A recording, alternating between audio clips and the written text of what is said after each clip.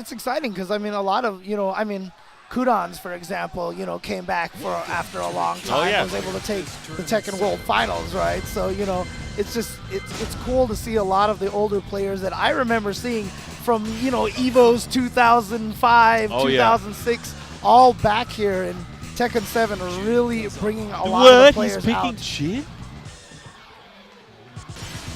Oh, character. I mean, earlier Maybe I they know saw each other or Shadow earlier on stream, and he was using a couple of different characters. He actually uses quite a few characters. I mean, I'm only used to seeing his Claudio, but man, this could be a treat. Anyways, we're going to go right into the action, and I believe Jchantra using Akuma in the matchup as well. I saw some of his pool matches as well. Really dominant, a very powerful Akuma. And it's really interesting too because it feels very, when I was watching him play, it felt very Street Fighter-ish the way that he was playing the character. All right, showing Shadow 20Z. Mostly known for his Claudio, as we mentioned earlier, but he is a well-rounded fighter. He's able to use a number of characters. Jin, a very solid pick, of course. Jin having so many defensive tools, but right now getting tooled up into the corner of the Infinite Azure. Oh, nice parry there. He went for the can-can kicks, unable to get it there, but I like the idea. But man, Jchantra working that perfect right now. Oh, and here comes the pressure, but nice low parry right there. You have to be ballsy to low parry in that situation. You have a sliver of life left. I'm just going to, tap down forward and get that out of the way. But man, there were, other than having those two legendary players, Core and Crow, there's also a former top Korean player here in Bin Chang, who's now residing, I believe, in Vancouver. But he's out here as well. He made a serious run last year during the Tekken World Tour and almost qualified. But, man, I can't believe he's here. But the even crazier is he drowned in pools. He drowned in pools that were probably as shallow as this. Wow. And he did not make it out. Do you know who he lost to? Was it there was a number of players that I heard were mentioned in his pool. Okay. Neo X was one of them. I believe Neo X made it out using Eliza. I'm not sure who came out on the loser side. It might have been NYC Fab. But either way, that's pretty impressive, I would say. It's funny too because you said it's 20Z. Earlier today, I kept calling it 20 ounce for some reason. It looks like a 20 ounce, right? But then you realize there's only 1 0 and a no O in there. So I've been saying that all morning long. So apologies to the 20Z team out here. So all right, here we go. Oh my God! He parried the demon flip chop right into the can kicks, and man, Shadow probably has done his homework in this matchup. Yeah, he's looking really strong here right now, but nice confirm into the Tatsu. Oh, but he dropped the combo, and again, he had another counter hit opportunity there, this time putting Shadow into rage. Oh, wow. That was it. Because air fireballs there. You get a guaranteed combo after that as well, so that was all she wrote here. You made a wrong read there, and obviously, a lot of people at that range, they like to duck against Akuma just because they fear all the damage that he can get from FADC cancel. But what they forget about is his mids can lead to a ton of damage as well. Right. And that's what makes him so scary to deal with. Yeah, especially when he has meter. I mean, it completely changes everything. Nice wind hook fist. Oh, he dropped the mini dash, but it doesn't matter. The sweep at the end of that. Okay, very fortunate. Yeah, going to our final round here, match number 1. And Demon Corpse thrust here, just out of range. And that's the thing is, like, Akuma, much like, I guess, his 2D counterpart, he has to be at his optimal range for things to combo. Otherwise, it's not going to link together. So 2 demon flips in a row here. So that's probably trying to set something up here. He noticed that Shadow was blocking a lot, so he's going for the demon flip throws. I think he went for it again, but... that's the third time we've seen that attempt here in the matchup, and obviously 2 successful versions of it. And Jchantra's probably having to think, like, I'm not going to jump in and attack anymore. Okay. Went for the hop kick again, but good block this time from Shadow. And he gets, but throw tech from Jchantra, he gets away from that. Oh, into the demon flip throw, and that's going to be it. No, Shadow, you got to be thinking like, hey, man, this guy is one of the players that people are looking out for now. He's been able to dominate in tournaments. He's been able to dominate in these exhibition series that we've seen. But what is he going to do now? Right. He lost with Jin, not even his main character. Is he going to go back to Claudio? Or is he going to go back to the drawing board and pick one of his many other characters we've seen? I know he could use Kazuya as well. I think I saw him use Elisa earlier. Oh, yeah? Maybe. I wouldn't be surprised. If that's the match that I was thinking of, I'm an old man, Mark. My memory is not as what it used to be. I'm right up there with you. You know what's crazy? Like, we were talking about this. Like, you know how Mr. Wizard, he does that thing where he exponentially says, like, someone's age is way higher than it is for their birthday? For the birthday, yes. Yeah, so he said, like, hey, happy 44th birthday, Mark, man. And I was like, gee, thanks. I'm not that old. But then Infiltration gave me a cake in Korea and it said 44. Oh, and I was like, no. oh, man. He's either trolling or he's a bad person. He got fooled by Mr. Wizard or something, you know. I've definitely had that before. So him wishing me, like, happy 48th. And people are like, are you really 48? And I'm like, come on, dude. But, you know, it's just that shock factor that's like, oh, damn. Oh, there you go. Just oh, like he did switch. All right. So we are in the abandoned area here right now. Akuma's home stage. Let's see how, you know, there must have been a reason why he did with Claudio from the get-go.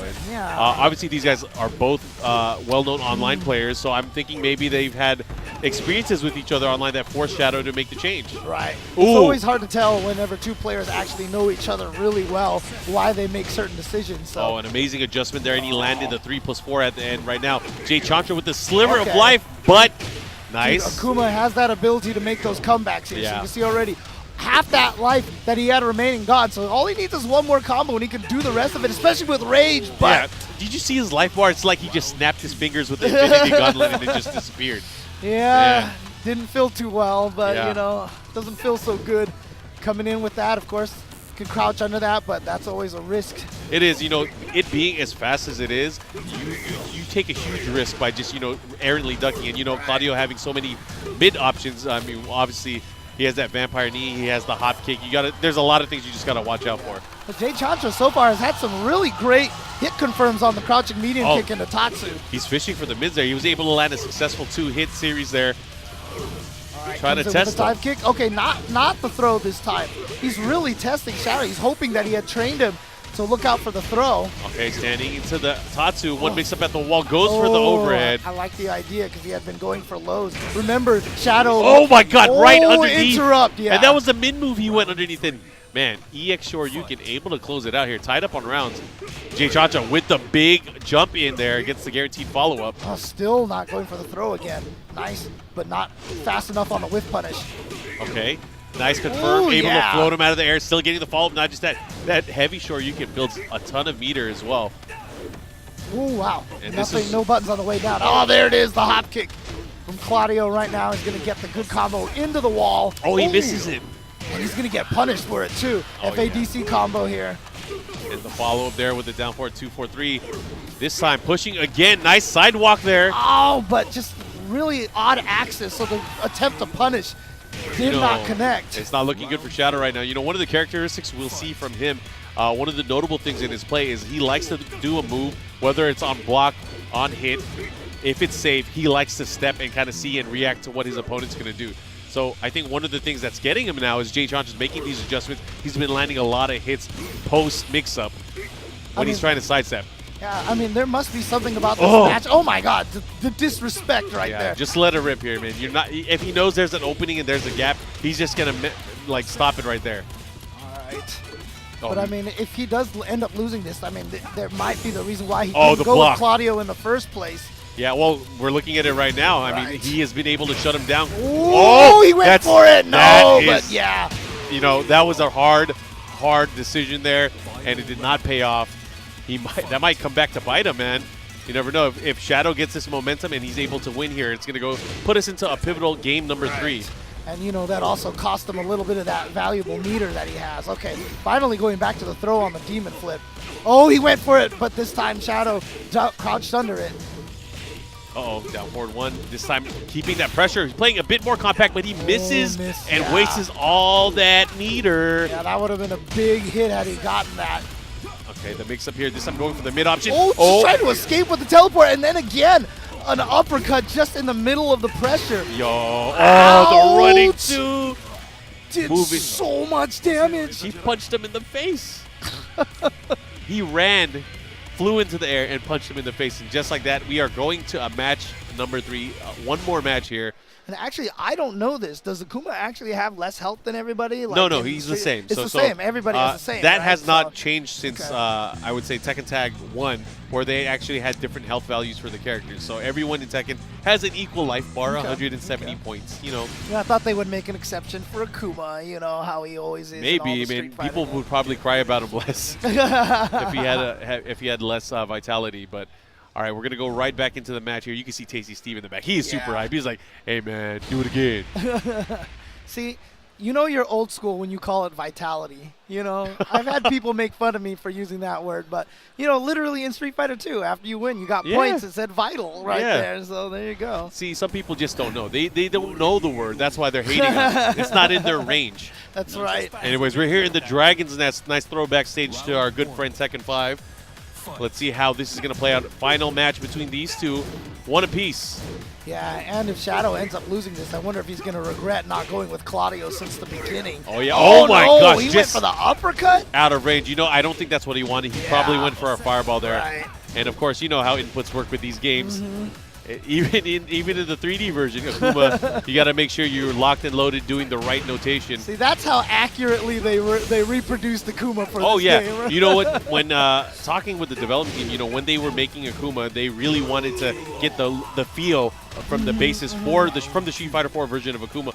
I think they did an amazing job here, especially in using his specials. The only thing I wish. love how he turned out in this game. The only thing I wish is, you know how he has a super move, he has a super fireball, right? Yes. I wish you were able to, you know, do cancels like traditionally you're able to like do a fireball cancel right into it. Oh, gotcha. Because I mean it's really hard to hit confirm with that thing. But anyways. Oh no, just went for the Tatsu there, hoping that crouching medium kick, well, Akuma's crouching medium was gonna hit, and that's gonna be punished as well. But you never. Oh, what a low parry! Man. And just like that, you know, Shadow, he was down. He was one round away from losing it all, but he has made this amazing comeback, and now he is sitting pretty here in this final match. But when it rains, it pours, and Akuma has a full stick of. Never mind. Well, he spent one of them right there. Never mind. It was looking. Use it for a mix-up. Okay, well, he gets the demon flip in here and has the pressure, but you can see Shadow right now trying to avoid the corner, trying to get out of there. Jchantra playing out of his mind here. One more hit can do it here. He might be able to live to fight another day. Yeah, he gets a perfect here on round number 3. Not just that, he has 1 meter coming right up, and you know that could be all the difference. It could be the difference between doing a 20% combo and a 50% combo. But how is he going to pull this off? I mean, Shadow, you know, not showing too many openings here. You can tell right now Shadow's trying to play very carefully. Nice block on the sweep and full punish. Yeah, he gets the punish, and that's the thing is when you block those sweeps from Akuma, when you block these opportunities that he goes for, you have to make sure he pays for it. And Jchantra fighting, of course, for his positioning here in the winner's bracket. He's going to have to make an adjustment here. He's not looking good life bar-wise. Yeah, and he also spent one of his meters as well, so the damage is not going to be quite the same. But look at this, fishing with that sweep again. Very dangerous because we saw how badly he was punished earlier for that. Oh, he's going to get the jump in. Oh, he got him out of the air, so he didn't get the full launch. Yeah, very fortunate for Shadow. Oh, not a little too far. He got him out of the air with the screw attack. There's no time left, and that's going to be it. Shadow taking it 2 matches to 1 in comeback fashion as well. But he'll be moving on. He had a bit of a scare there. Had to pick Jin. He thought he knew what he was doing, but had to go back to tried and true Claudio. Yeah, good stuff to him, and he was able to do that. And you know what? It really felt like